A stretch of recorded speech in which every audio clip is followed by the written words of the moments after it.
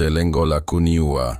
Ingawa nalikuwa mdogo, aliamua kuniacha na akokote kisu chake na mikono miwili.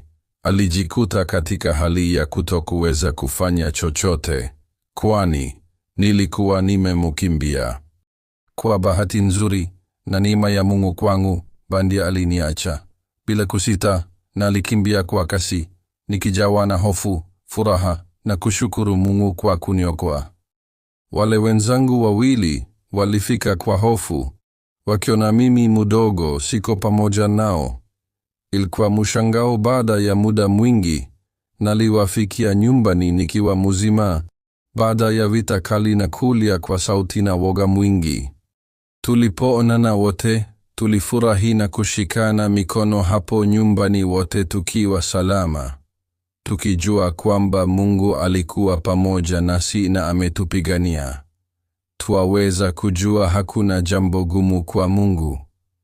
Hii ilikuwa ni hadithi ya ujasiri, uokoaji na imani inayowapa nguvu waamini na Wakristo wote. Watoto wengi huondoka nyumbani bila kuagana na wazazi, na mambo mabaya inaweza kuwapata huko. Ulinzi wa watoto umekuwa na magumu sana kufatana na mabandia wanaoendesha trafiki za viungo vya mwili. Tuombe Mungu ulinzi wa jamaa zetu. Zaburi 127, sura ya 1, inasema kwa Kiswahili: isipokuwa Bwana ijenge nyumba, wajengao wajisumbua bure. Isipokuwa Bwana aulinde mji, mlindaji analinda bure.